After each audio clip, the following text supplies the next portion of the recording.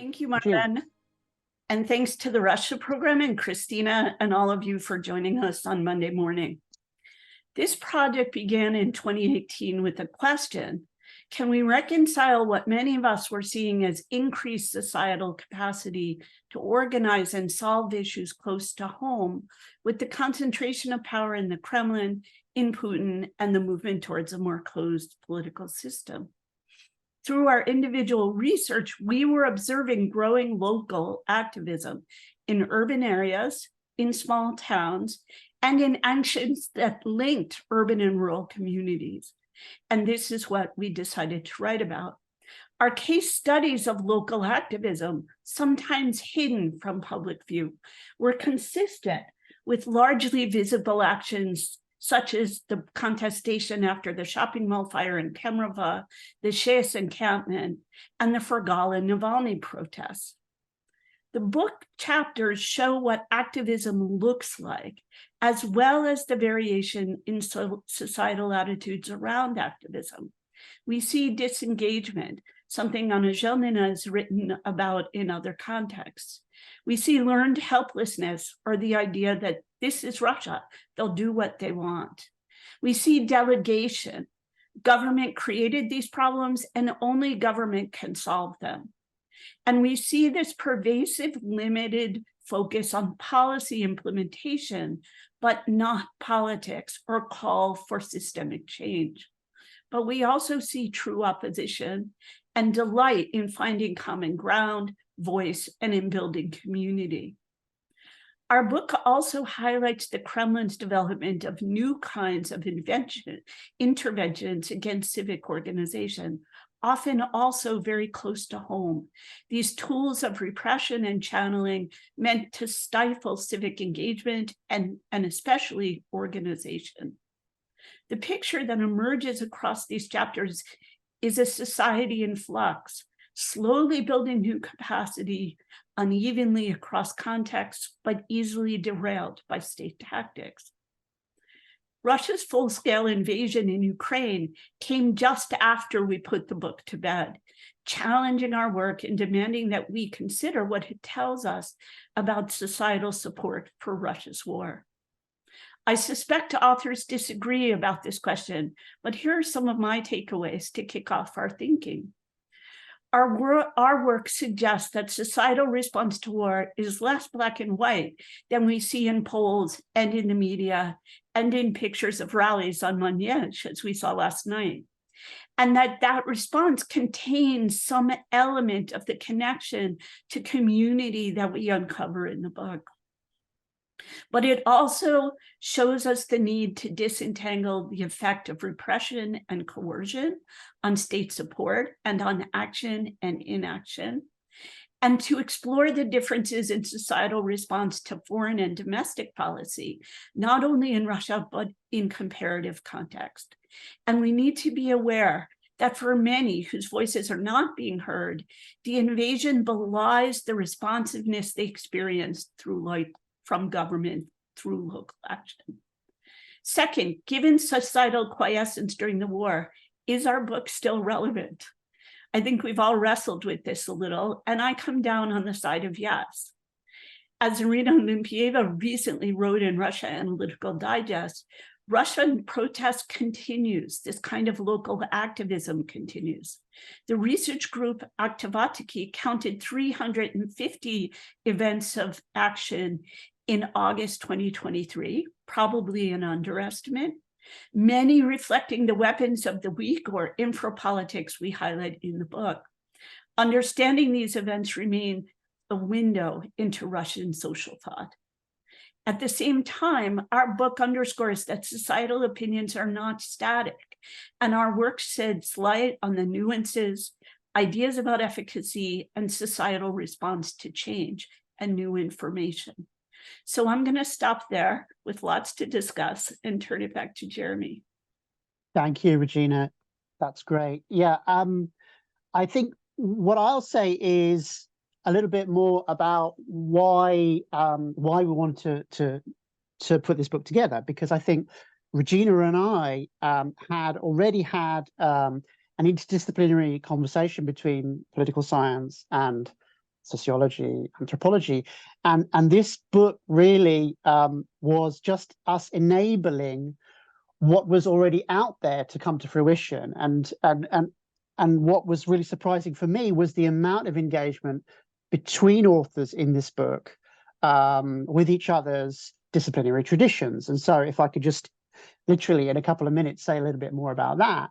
Obviously, as I don't come from a political science tradition, for me, it was about learning from people like Regina, from people like Andrei, not only about the language of political contention, but also about how relevant these traditions are to this micro level understanding of the political and political potentiality that I think many sociologists and anthropologists who don't work in a political science tradition really try to get to, and I would contend argue still exists very strongly in Russia despite the invasion of Ukraine. So for me, the book was about opening up this better quality dialogue, really, between people on, for example, as Regina touched on, the bi-directionality of state-society relations. And again, we should say really quickly that we are also building on research in that direction that's already been undertaken by authors like researchers like Gabovitz and Christian Froelich, Kirsten Jacobsen, and of course we're also responding to this wave of social movement literature and critiques of that as well. So we're trying to do this. There's lots of moving parts. People are coming from different traditions. But coming to the final question again about relevance, given the ongoing, the invasion of Ukraine and the ongoing war,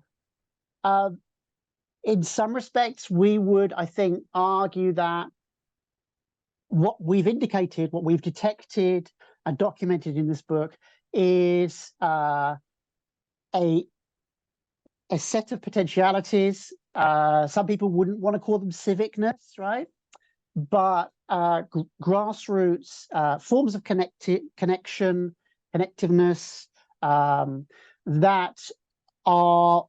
that were there before the war, that remain there regardless of the large-scale emigration of what some people call the most socially active element of the population.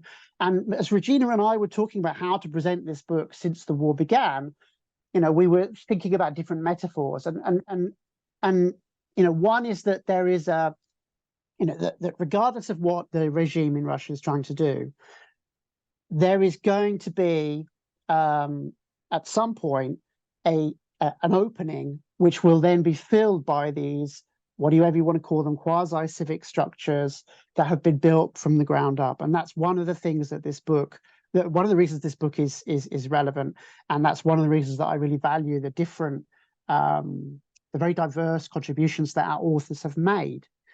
And at this point, I think we should hand over to those authors. And we're going to invite them in the order that they appear in this beautifully produced book by Indiana University Press at a very reasonable price. We're going to invite them in order they appear, and the first author is Katie Stewart. So Katie, tell us in 5 minutes or so about your case study and your interest. Thank you, Jeremy. So my chapter starts off the section of the book that focuses on the building blocks of Russian activism. And I asked the question, how do cultural spaces and events like national theaters or Philharmonics provide some of those building blocks for activism in Russia? I look at how both opposition activists and pro-regime supporters utilize these spaces, many of which are legacies from the Soviet Union, to strengthen their community and advance their aims. So in this chapter, I utilize fieldwork from 3 regions of Russia, Karelia, Tatarstan, and Buryatia, and I examine cultural events and spaces in their 3 capital cities. So I have observed events at each of these spaces and conducted some interviews with cultural workers and people in each capital city. And these observations were done in the summer of 2014 and across 2015 and 2016. So prior to Russia's full-scale invasion of Ukraine, but after Russia's annexation of Crimea. So what I find in this chapter are these spaces can provide a few different types of building blocks for Russian activism. One is building identity and promoting identity. So for example, each of these republics has a national language theater where they put on productions in Kharil or Tatar or Buryats, which through listening to the language and coming together as a community, you can preserve a linguistic identity, an ethnic identity that doesn't have support from the state in other realms necessarily. As we see sort of increasing restrictions on minority language education, in Karelia, Kharil is not permitted to be the level of a recognized official language of the Republic. Right?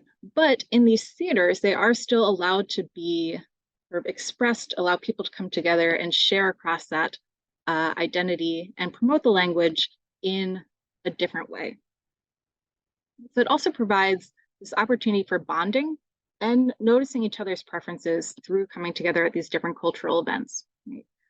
So you might think that there's not a lot of support for Kharil potentially, but you come to the theater and you see others wanting to preserve this particular language, or you want to see a sense of community that's beyond the one you might notice on TV news every day. And lastly, as Regina and Jeremy both mentioned, they can also provide sites for this infrapolitics, this hidden politics where different messages can come out in a space that's seen as less confrontational with the state, right? So while the messages of preserving language are not permitted in a protest action, you wouldn't get a permit for that in Kazan, for example, you can support the language through these type of events, or you can sort of celebrate cultural actors and figures that aren't from, say, the ethnic Russian pantheon. So what does this mean for these regions since the war? Right, so we've seen an increasing securitization of culture in Russia since the war started in February 2022. We see a new national security strategy that really elevates culture to a matter of national security, meaning that the state can justify increasing repression and control over the cultural sphere. We see that also in a new executive order by Putin on protecting traditional spiritual moral values in Russia, and the institutions that have built up after that, like the Cultural Front of Russia, with branches now in different regions. So while these cultural spaces are increasingly controlled by the state after the invasion, they still provide that opportunity for activism as well. As long as the state keeps activating them for its own purposes and its own messages, it provides this opening for pushback through those exact same channels. Right? So for example, in just after the invasion, there were small but still protests in Petrozavodsk, the capital of Karelia, who utilized some of these cultural forms in their protest. So for example, they marched to Kirov Square, which is in front of the Opera House, which can be used for pro-regime mobilization, but in this case, it was anti-war and utilizing a Karelian circle dance to express that discontent with the war. More recently in Buryatia, an actor at the curtain call end of the performance decided to cut himself in protest of the firing of an artistic director there a year previously for his anti-war stance.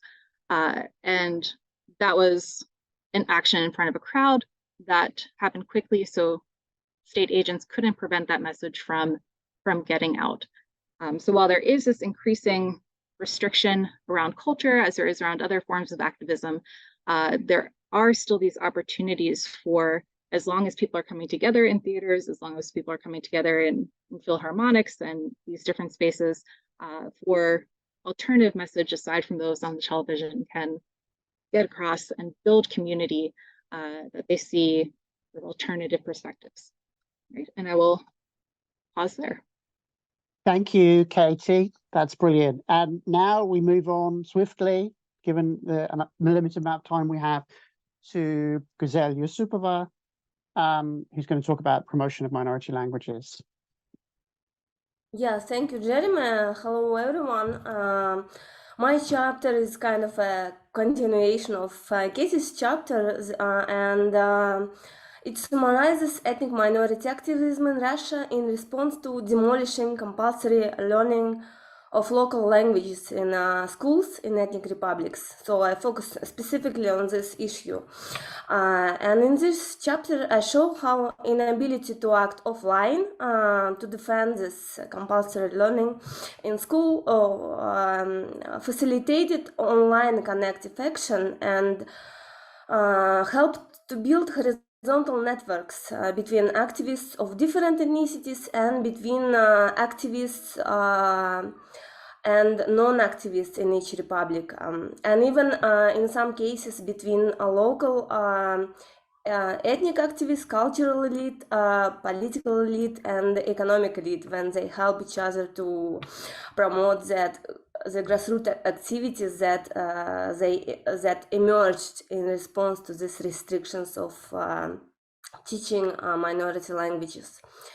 And while in my other paper that was published in European Studies, I explain why this offline mobilization in support of teaching minority languages was unsuccessful. Here in this chapter, I show how online action facilitated various grassroots activities like the spread of local media in minority languages, clubs based on various interests related to culture and language, and even ethnic commodification. So I argue that actually online connective action was quite successful. I also show how various social media platforms play quite distinctive role in this social mobilization. While Vkontakte is used for communicating to outward groups, outside groups because of suspected surveillance of posts in Vkontakte. Telegram channels are used mostly for communicating for very sensitive issues among activists, and my research is based on expert interviews with these activists, also ethnographic observations and participations in this protest that has happened in Chuvashe and Tatarstan in autumn 2017, and also monitoring of social media platforms and profiles of ethnic activists.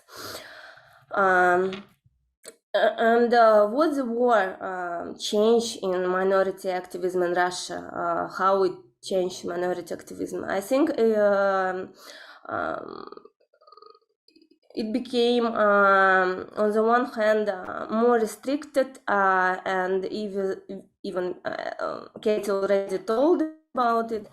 She already mentioned how cultural issues became securitized even more with the war, with the decolonization narrative being almost criminalized, and any claims for ethnic cultural rights could be considered as promoted by the West in order to disintegrate Russia and fail it. At the same time, surprisingly, it, in my view, reinforced horizontal networks between activists, between themselves and with the diaspora, because many ethnic activists fled Russia after the war has started. And at the same time, this war, because of its nature, imperial nature, has raised awareness about colonial nature of the Russian state and its continuation to the present day, and raised global audiences awareness about the complex ethnic composition of Russian society and its history. And this is the bright side of this terrible things that is happening now in the Russia and in the world in general. And I will stop here and will be glad to answer your questions later. Thank you. Thank you, Guzel. And so now we move on to Anna Zhelnina, whose chapter is The River of Urban Resistance, Renovation and New Civic Infrastructures in Moscow. Over to you, Anna. Thank you very much, and hello, everyone. It feels so good to be again in kind of the same virtual room. It warms my heart to remember our first workshop in Berlin when we were just launching this project. And my chapter is based on my research that I conducted since 2017, and it's still kind of ongoing, but the main research kind of time frame is between 2017 and 2019, so before the COVID pandemic. I studied the Moscow's renovation program and the resistance and support, public mobilization in resistance and support of this program. And the reason why I say it's still ongoing is because the program is scheduled to run until 2032 in Moscow, but now also it kind of expands and includes more cities in Russia. So the public response in those cities is also very interesting to me, especially given the full-scale invasion in Ukraine and its effects on Russian local politics. But those 2 years when I focused on fieldwork in Moscow, I conducted an ethnographic study. I went to Moscow to do my fieldwork. During those 2 years, I visited Moscow 3 times, and it allowed me to also follow how the initial very energetic mobilization, how it developed over time, and how it transformed the political institutions, local political institutions in Moscow. So it was an ethnography, as I mentioned, but it included also a very important element of digital ethnography. So I did my research on various social media platforms, on Facebook and Vkontakte. I conducted interviews with both supporters and opponents of renovation, but although I'm quite sure that almost everyone in this virtual room knows what renovation is, maybe I should say a few words.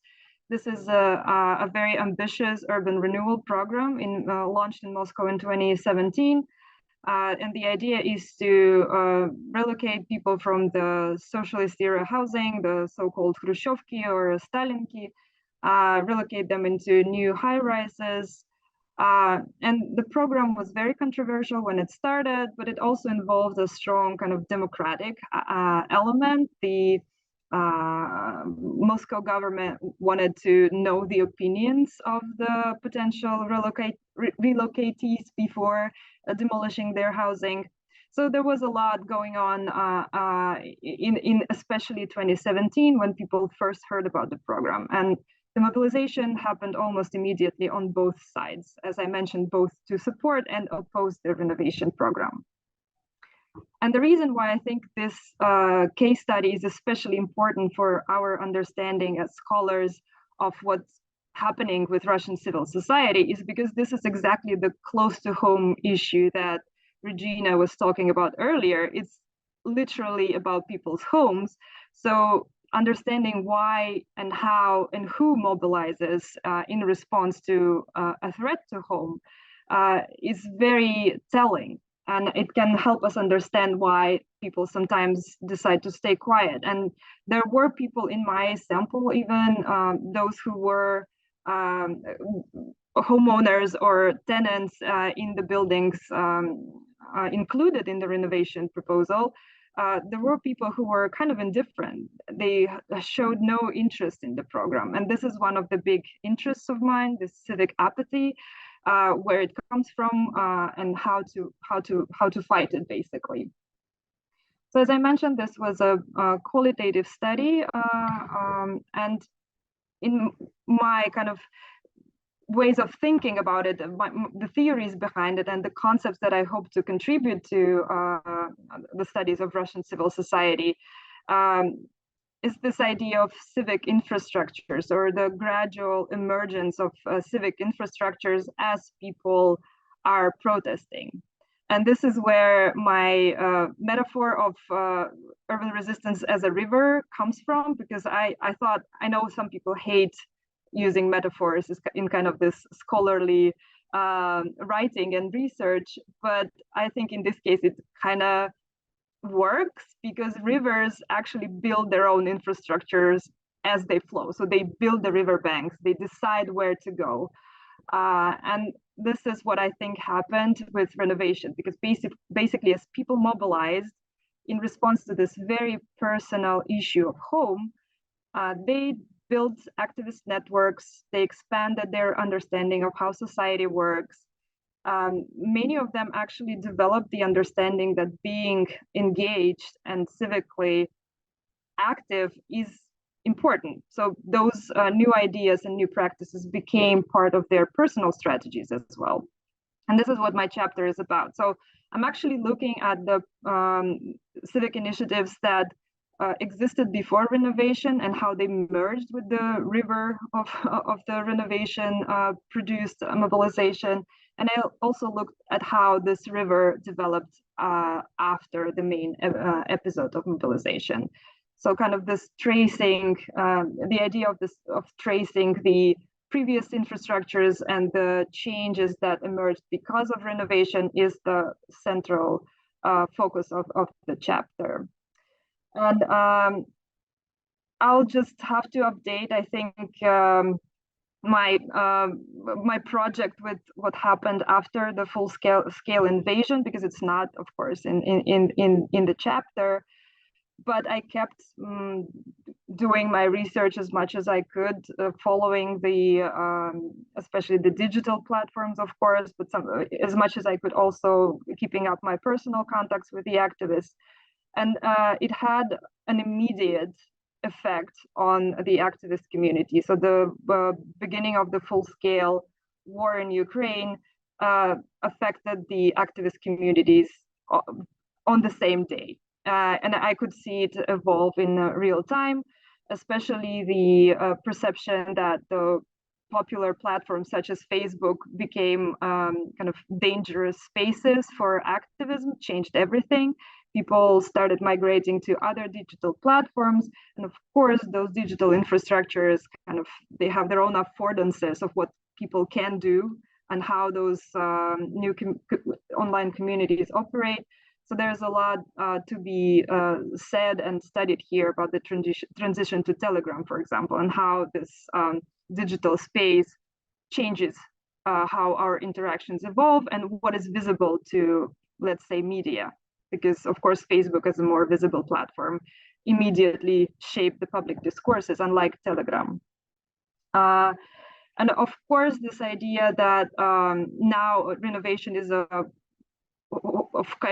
Russian, a national issue, because it came to other cities as well, is also an interesting opportunity to study the regional and local differences and how such programs evolve. And there's more to say, of course, but I guess I'll stop here because we're kind of short on time, but I'm looking forward to your comments and questions. Thank you. Thanks, Anna. So our next speaker is John Burgess, who has worked and has written in our book on social activism in the Russian Orthodox Church. John. Good morning. Thank you, Jeremy and Regina and Marlene and others who've helped organize our time together. So this is true. I've been doing field work at Russia, especially on the Russian Orthodox Church, for almost 20 years until COVID and the war. And now I feel as if I'm in the situation of the old Sovietologists, trying to read who's still in the picture and who's been blotted out. It becomes much harder to keep track of what's happening on the ground. But I would say this, that I want to talk this morning about the importance of grassroots activism in the Russian Orthodox Church. And then to say that I think there have been two reactions to the war. One reaction has been indeed a suspicion of the West and of cultural hegemony from the West, and how that might affect or even destroy the Russian Orthodox Church. Of course, that's rhetoric that President Putin's also been able to use. But I think the other reaction to the war has been real suspicion of the government's intentions and an effort of grassroots activists just to protect the free space that they have. So I will be thinking about those two themes after I say a little bit more about what I investigate in the book. As I say, I'm interested in grassroots activism in the Russian Orthodox Church. It's frequently the case that Western scholars regard the Russian Orthodox Church as fully represented and encapsulated in the personality of the Patriarch Kirill. And I actually think this is a huge mistake to focus on Kirill, because the interesting things that are happening on the ground, far away from him, often without any particular interest in what the Patriarch has to say. There are now 30,000 parishes in the Russian Orthodox Church, nearly 1,000 men and women's monasteries. You can find the full diversity of Russian society also within the Russian Orthodox Church. There are liberal parishes, there are conservative parishes, and I would say there are many people who just want to be left alone and to be able to preserve that free space that they've been able to carve out for themselves. In the book, I focus especially on social work initiatives at the grassroots in parishes and monasteries. I look at two grassroots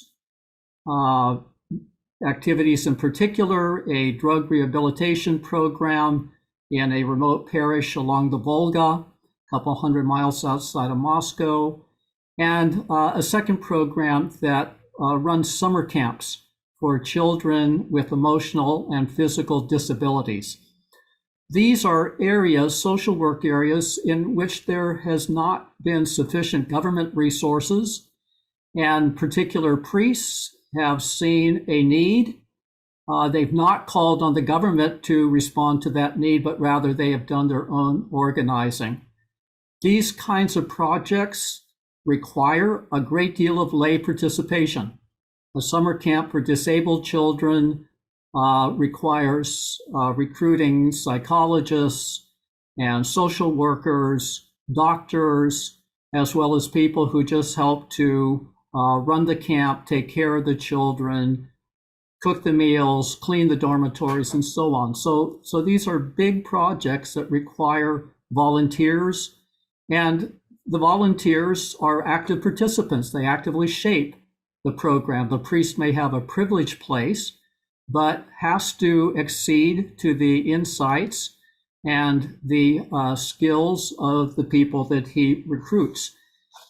Similarly, the drug rehabilitation program depends on volunteers, although it's way out in the countryside. It needs volunteers from Moscow who help to finance it, help to provide food and clothing and other material goods that are needed, as well as to actively participate, to be alongside the priests who run the rehabilitation program and to assist the young men who are going through drug rehabilitation.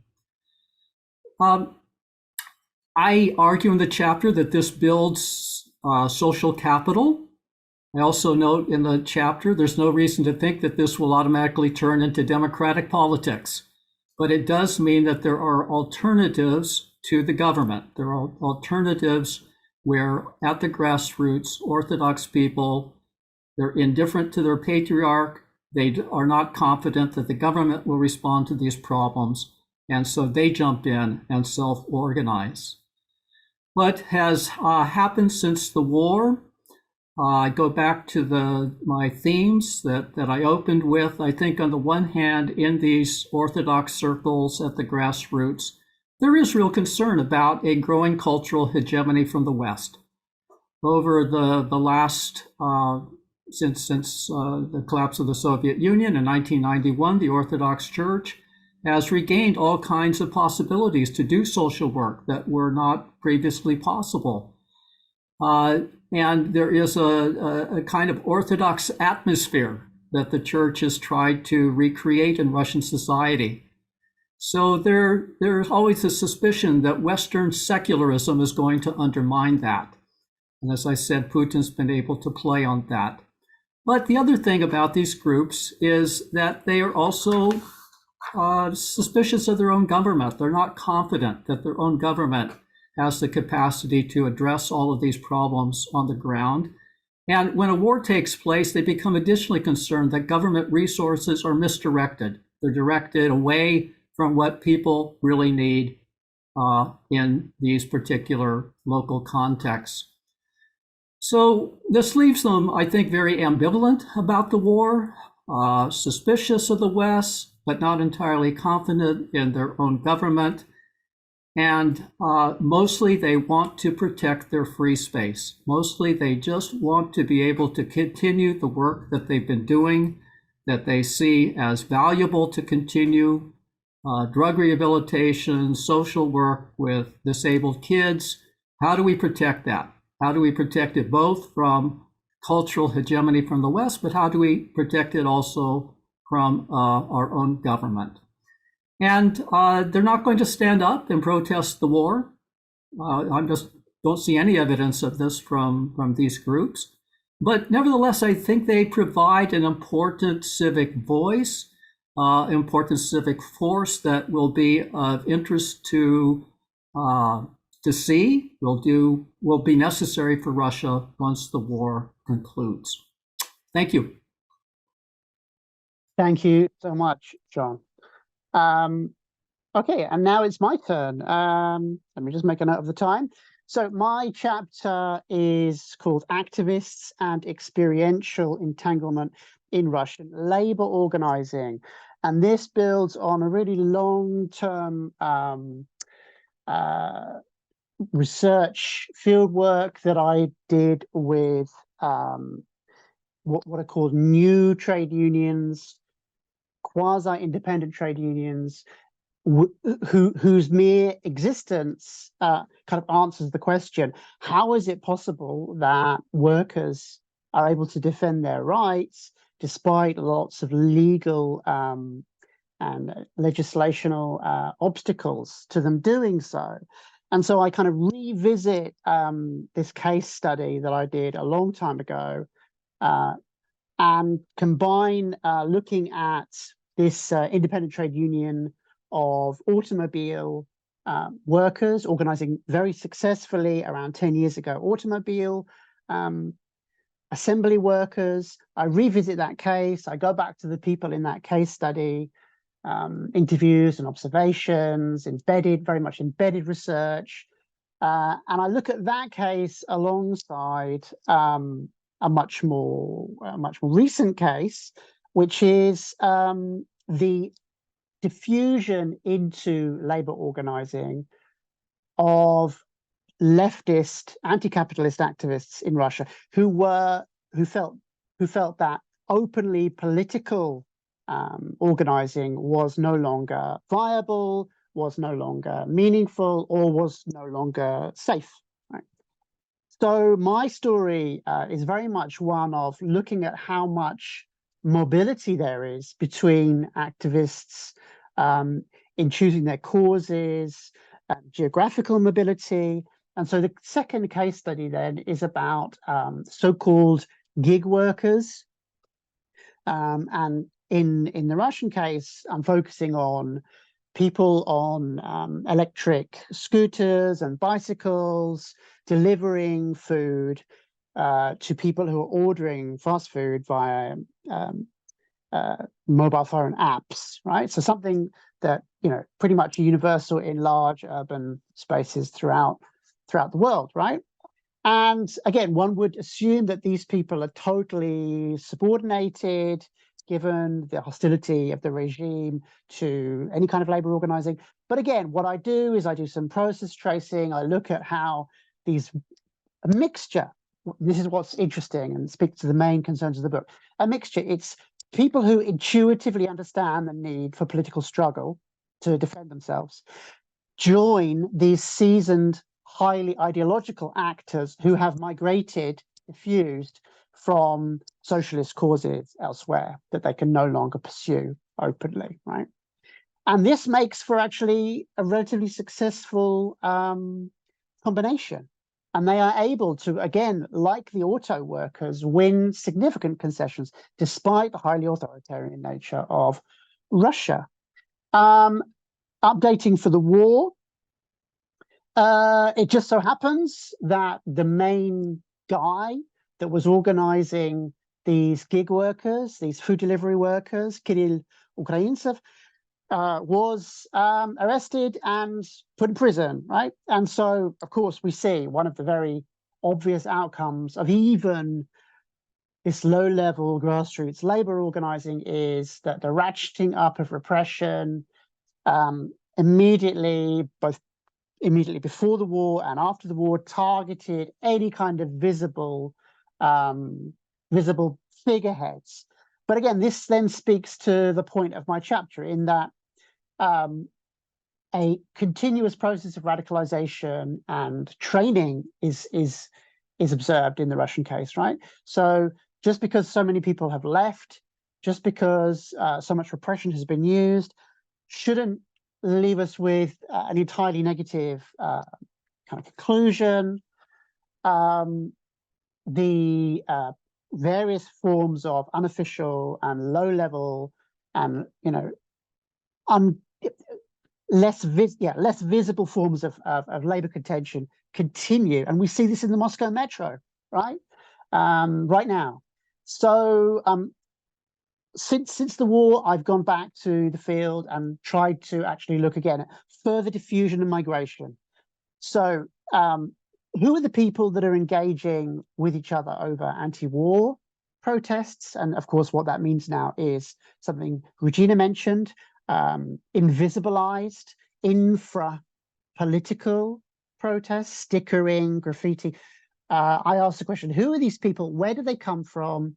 How have they been radicalized? How do they communicate? Again, speaking to a point that Guzel was making about protecting ourselves and so on and so forth. And so I've kind of updated this chapter since the war, and I'm hoping to publish that as part of a book-length treatment on low-level kind of everyday micropolitical struggle. And so that's enough from me. So now I will hand over to Irina Olimpieva, who also has a chapter on trade unions, and I don't have the actual title to hand, but you can tell us what it is, Irina. Okay, thank you, Jeremy. Hello to everyone, and thank you for this wonderful event. So in my chapter, I also talk about trade unions. I examine trade unions in Russia, and specifically, I am looking at the role of trade unions in protests that erupted across Russia in 2018 after, in response to rising of the pension age, pension reform. And what was particularly interesting for me in this research is to compare the strategies and repertoire of protest actions used by two major trade unions, so-called official trade unions that are state-related, that are successors of Soviet trade unions, that are bureaucratic, et cetera, and this newly emerged in 1990s trade unions, so-called free trade unions that Jeremy actually described the emergence of in his chapter. And I'm looking, what is important to understand, that I'm looking not at rank and file trade union organizations at the grassroots level, but at the strategies of union headquarters, leaderships. It's FNPR, Federation of Independent Trade Unions in Russia, and KTR, Confederation of Trade Unions. So I based my analysis on a number of interviews with trade union activists and on all information about labor, about these anti-reform protests and trade unions available from the internet. I analyzed chats in Vkontakte and in Facebook and etc. So there was a really great wave of protest caused by this pension reform.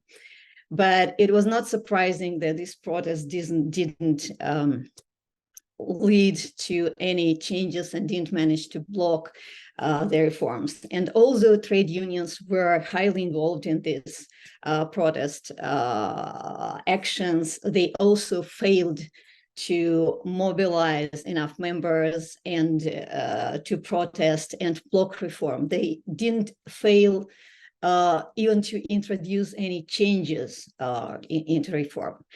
And actually, it was not surprising. But what was surprising is that, as my analysis revealed, the strategies of these alternative trade unions were very similar to those that used by FNPR. And this was interesting because alternative trade unions were supposed to be more militant. They were supposed to use industrial actions that they were very effective in applying before.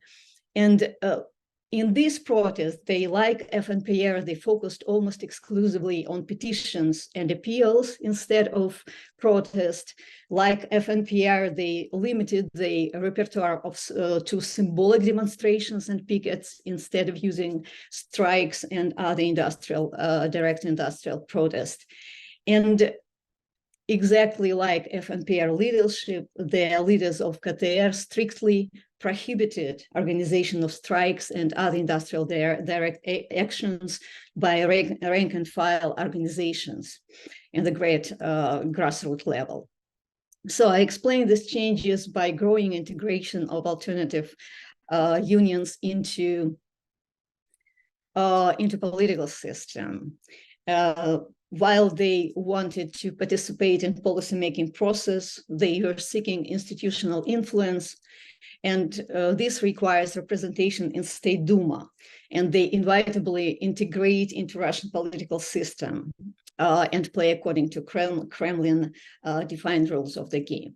But another significant finding was that there is a broadening gap between union leadership and grassroots activists in both official and alternative unions. In the interviews, activists in both camps expressed huge disappointment with the leaders for their passivity during the pension reform. And they told me a lot of stories how the initiatives to organize direct protest actions were blocked by their leadership. And it is important that this trend of widening gap between official organizations and rank and file members and activists, I think it's important to understand what's going on today in Russia with the beginning of the war. And our study of anti-war resistance in Russia shows that this gap is growing, and we can speak about a sort of emergence of new anti-war professional solidarity that goes beyond organizational boundaries. While organizations and professional associations tend to support the war and issue petitions and statements in support of Kremlin, the professionals and the members of these professional organizations often sign different petitions, so their own petitions. I can give you examples. So just one last example from my recent interview with one of the leaders of Profsoyuz Uchitel, which is alternative trade union. After the beginning of the war, the leaders of this union couldn't reach consensus regarding the publication of open anti-war statement. And individual members of this body decided to write their own petition. And it was signed eventually by far more teachers than the number of union members. So what I'm trying to say that yes, we have also many examples of anti-war letters signed by anthropologists, economists, architects, animators, comedians, IT specialists that unite people outside official organizations and associations. And in order to understand what's going on with civil society in Russia, we have to go at grassroots level and look what's going on there. So thank you. Thank you so much, Irina. And our final speaker is Andrei Semenov, who is also co-editor of the book, one of the intellectual driving forces behind this book. He is the architect, I would say, of the whole third part of the book, which is on institutional environment and opportunity structures for urban activism, and brought massive heft with him in terms of the co-authors of multiple chapters that he was able to herd into this book and really, really make it something special. So are you going to talk about the Navalny chapter, Andrei, or are you going to talk about all of your many contributions to this book? Thank you, Jeremy. Yeah, there's 2 chapters, and I'll be brief on both of them. But let me start just by saying that it has been a fascinating experience working on this project, especially given what Jeremy said about multidisciplinarity and different angles that the contributors brought to the table. So I think it is really an important part of the study of civil society and activism in Russia, that we have to reflect on methodology as well. And I would like to start with just 2 small methodological observations. First, that's within the context of the book, and especially its relevance to the current situation, we should consider the epistemological challenges like the opaque nature of repressive autocratic regimes. So I do believe that we've done some of the due diligence regarding bringing the not very subtle topics to the surface and trying to reflect on them. At the moment, I think we have to admit that the scope is even narrower right now in terms of our ability to make inferences, to collect information, to observe facts, to correctly interpret them about the state of Russian civil society and activism. So that's one topic I think we have to take in mind when we're talking about this topic. Second is, despite the fact that regime turned into consolidated personal autocracy, I think there still remain spheres of autonomy that we also document in the book. So Putin's reluctance to declare war reflects his understanding that there is no clear majority behind the invasion. There exists a plurality, apparently, according to the polls and also anecdotal evidence, that allows him to remain in power. But the wars are dynamic and change can come rapidly. So that's what I think we should also keep in mind when we're talking about the shrinking space for civil society and activism in Russia, which still remains. Also, I think it deserves just recognition that Putin's regime recognizes the power of market economy, which is necessary to win the war of attrition. And this type of economy can only exist if there is enough autonomy within the society. So I think these are the things that we can reflect upon further. With these 2 caveats in mind, I think I'll just highlight a couple of arguments made in our 2 chapters with Elena Sirotkin and Dolbao on Navalny, and the role of planning instruments and structure in urban contention with Karola Neugebauer, Daniela Tsupan, and Irina Shevtsova. So in our chapter on Navalny, we highlighted the role of innovations that underpinned the success of organizational building behind Alexei Navalny's campaign in 2017-2018, an idea that a popular opposition leader can reach out numerous grassroots initiatives on the basis of vague yet politically resonating agenda that allow to fit in citizens across the political spectrum, realized via the combination of corporate-style managerial techniques and IT platforms, could be revolutionary if only set in a less capable and restrictive regime. So Navalny's regional network was the key organized opposition until it was banned in April 2021, but despite multiple tactical failures, including data leaks, scandals, failed mobilization attempts, former Team Navalny, I believe, remains an active player with many activists in exile, producing media content, engaging in multiple political initiatives. So unlike co-opted opposition, I think Team Navalny, or former Team Navalny, remains the major oppositional force inside and outside Russia. So the implication of this study is that the autocratic regimes rely as much on the organizational control as on coercion and domination over media. So of course, the latter two help to inhibit the development of autonomous organizations, yet the regime does not attempt to clear the organizational field completely and recognizes its limited capacity in these regards.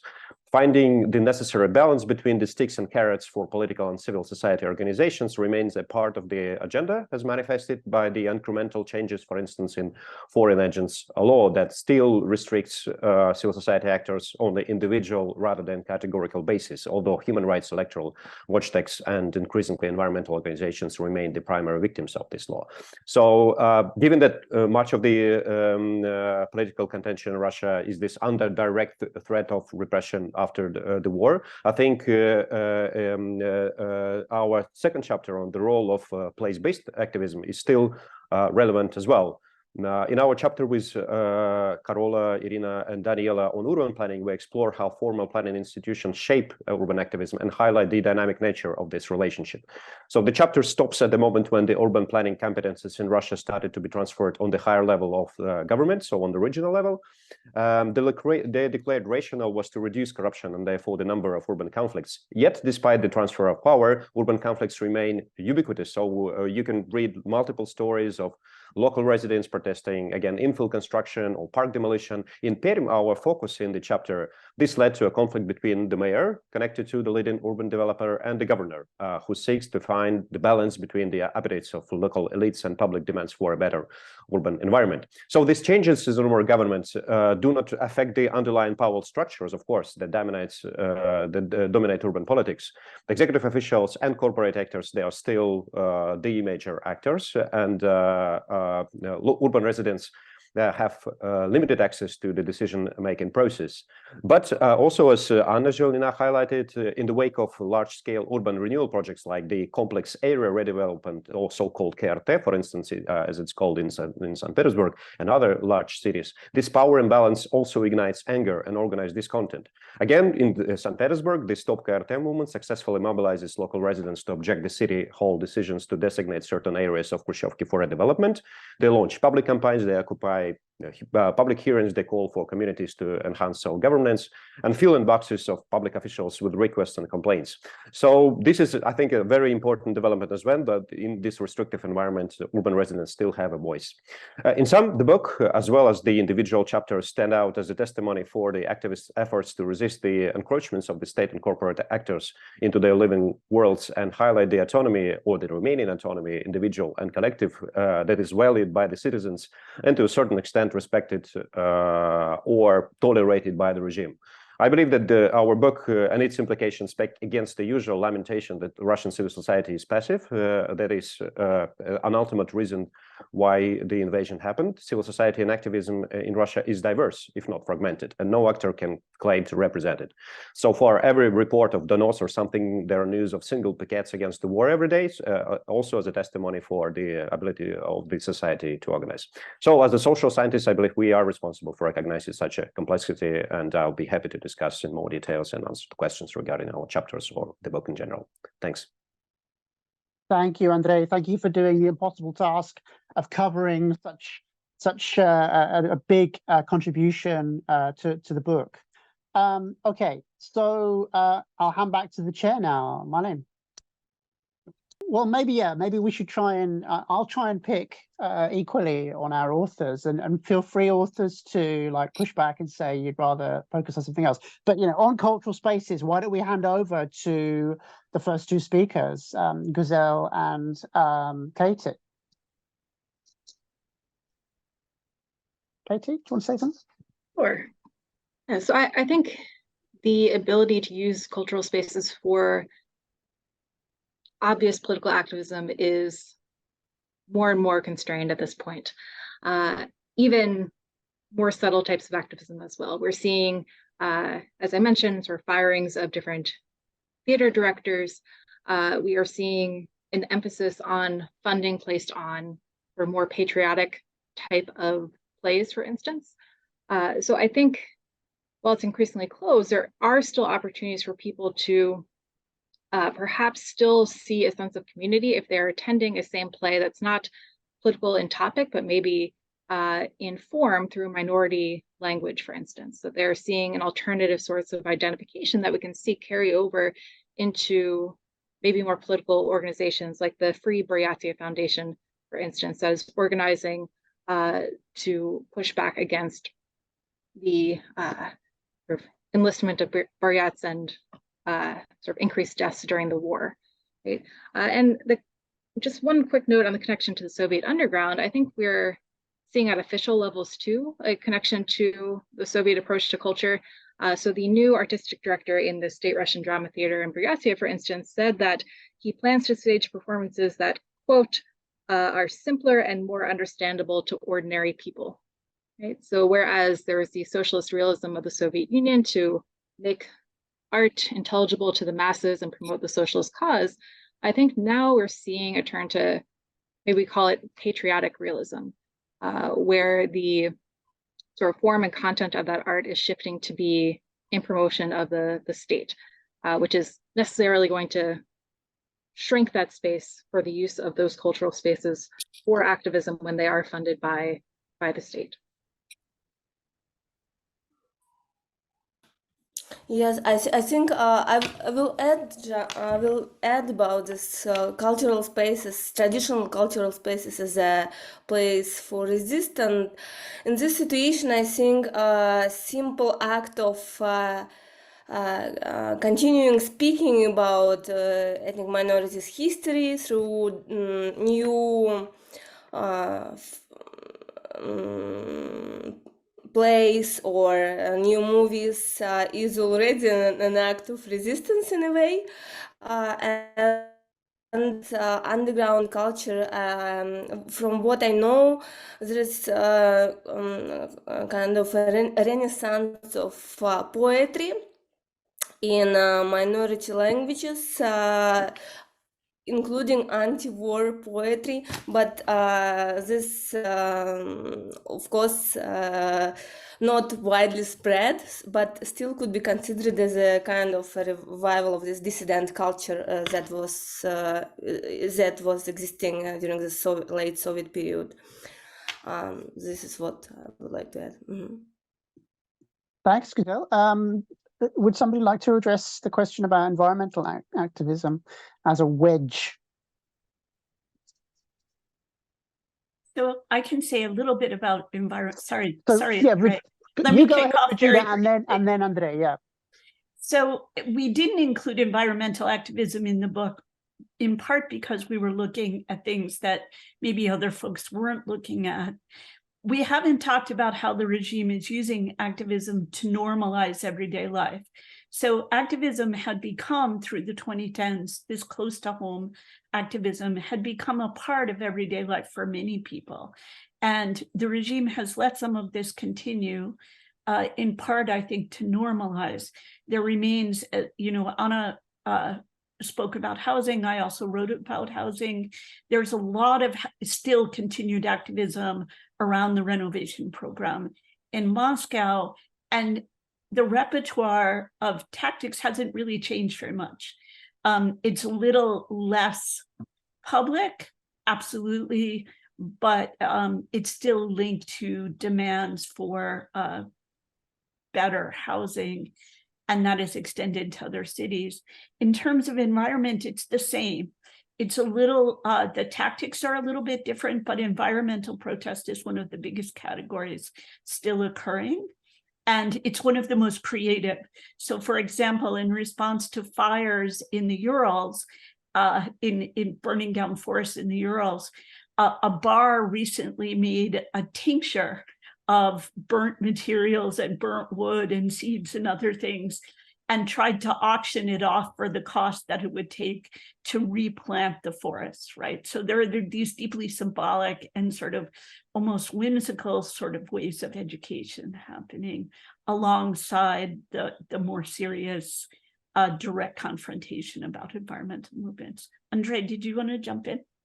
Yeah, just quickly, I think I'll second you on some of the observations, but environmental processes are the persistent strand of contention, and it has a strong Soviet legacy. It has a very deep roots into the 1990s and 2000s. So I believe it still remains a very important part of the contentious politics in Russia, given especially that it's also intertwined with other strands like place-based contention. In many occasions, we see environmental activists supporting, for instance, those who defend parks and zones and rivers and all the recreational areas within the cities. So I think, yeah, this is but increasingly the regime also targets the organizational backbone of this environmental activism, meaning that again, political activism used to be the primary target of this efforts to undermine the organizational development. Now it's an environmental activism with more and more organizations being labeled either foreign agents or undesirable organizations,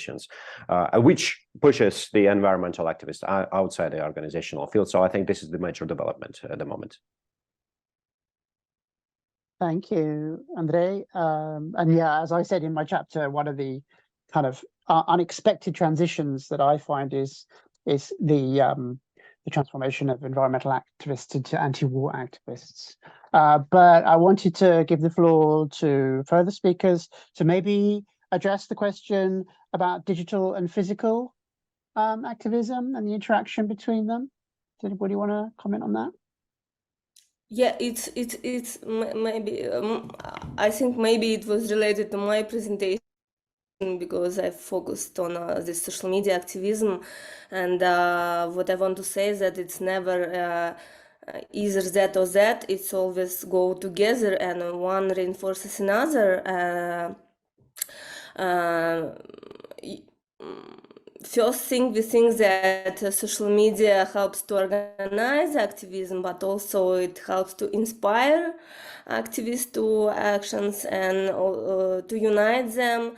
In this chapter, what I didn't mention in my presentation, for example, social media platforms help to get to know each other of these ethnic activists from various republics that haven't heard about themselves about each other before, and resulted in some kind of actions, online actions like writing petitions, but also at the end they even created a formal organization, Democratic Congress of Multinational People of Russia, but with recent developments they decided to demolish this organization because of the fear of the accusation in extremism. But online actions always go together with the online, and if offline happenings. And in my chapter I wanted to highlight that exactly because activists faced preemptive actions and covert repressions in order to unite and protest and organize physical rallies. This forced them to unite online and to act online, and it was successful in creating again grassroots activities that were happening in the physical space. Irina.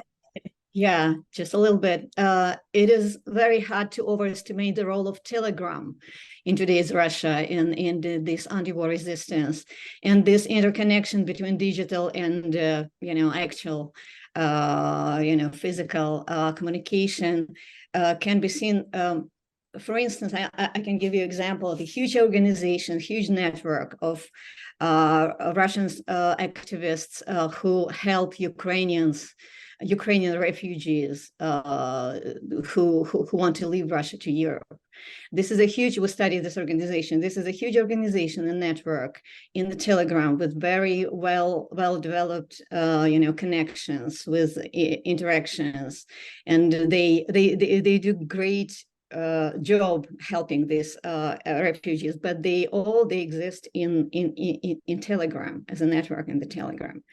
So in the wartime, the civil society moves to digital space rather than they remain in physical space, and of course, this is because of repressions and toughening of political situation. So.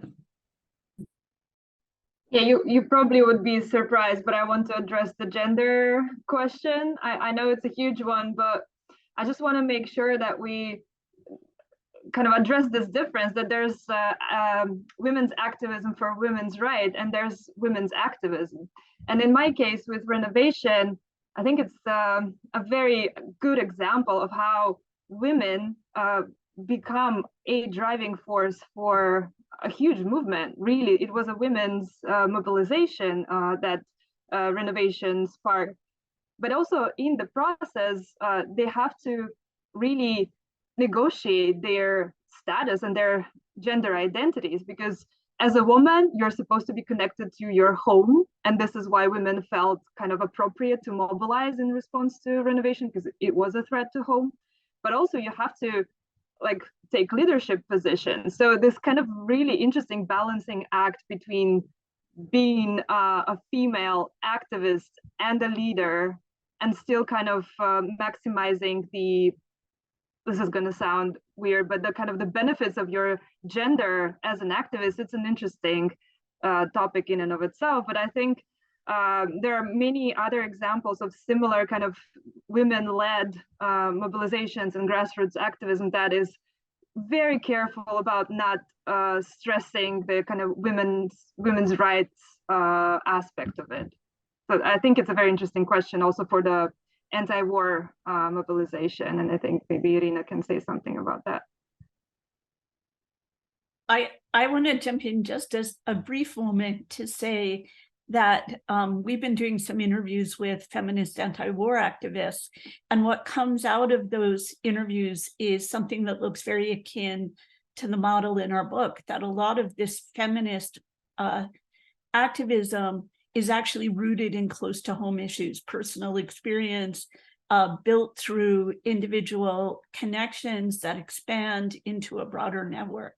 So, and through which feminism becomes a unifying label, even if they don't entirely agree on what feminism means to them personally. So again, the book sort of explains or sheds some light on the emergence of this very strong anti-war activist movement that links the diaspora community to people at home in an ongoing discussion, and also amazing range of repertoire of protest actions that address the war, that address women's rights, and then address other issues that are very close to home or in the purview of traditional gender relations. Irina, did you want to jump in here? Yes, I didn't touch this question of gender in my study of trade unions, but in our recent study of anti-war activism in Russia, and specifically this network of volunteers helping Ukrainian refugees, one of the features of this network that it is mostly women. And so we were asking, these members why it happens. So they related with the fact that helping and volunteering is more like women roles. But in fact, I think that another reason, one of the reasons, I guess we shouldn't forget that because of mobilization, this network has become even more, women dominated, because men left Russia, young men, active men, they have to leave Russia to avoid mobilization, and so this network has become even more dominated by women. Actually, I don't have a question why. I don't have an answer to this question why, for instance, this network is dominated by women, but I think that volunteering has always been, more women dominated than any other activities, probably. As for emigration and whether we can consider activism from abroad as helping or destroying the activism in Russia. I think that now these boundaries between Russian based and internationally based activism is blurring. And in our study, it is even very hard to determine and to indicate what is this kind of activism. Is it Russian or is that international? Because many Russian activists who leave Russia, they continue to work as activists and to do their activities in Russia. Like, for instance, their legislators at municipalities, many democratically elected legislators who fight against corruption at municipalities, they had to leave Russia because of the threat of political prosecution, but they still are organized and they still help their colleagues who left in Russia to fight corruption in the municipalities budget. So what kind of activism is this? Is it helping or is it preventing activism in Russia? I think that we shouldn't distinguish strictly between these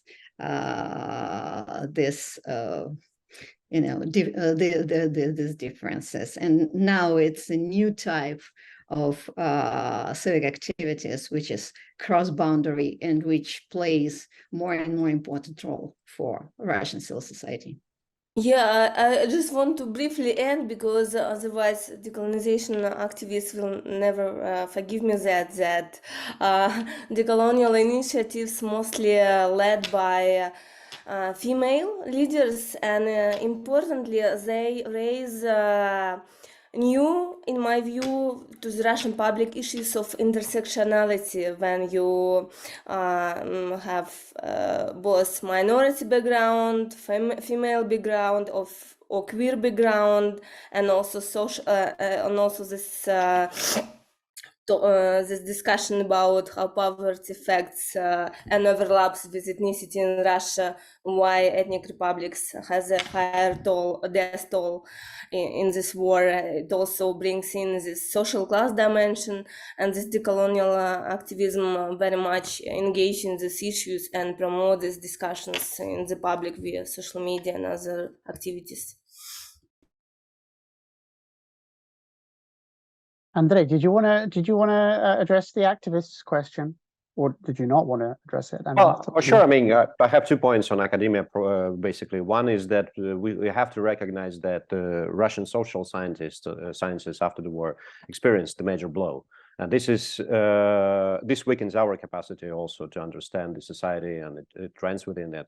And this is one thing that should be recognized. Another thing is that probably the role of academia still remains in giving the voices for these wonderful individuals who still fight for the better lives. And I think our project brings this issue quite vividly, that we have contributors on Russian Orthodox Church, a very unlikely field for activism from my point of view as coming from the opposition studies. We have cultural activism. So I think academia has we are well positioned to highlight that and to bring these voices and to, well, I wouldn't say necessarily amplify, but to reflect on that and to again give the society at large a more diverse view of what's going on in Russia. So I believe this is our responsibility. That's what the academia can do the best.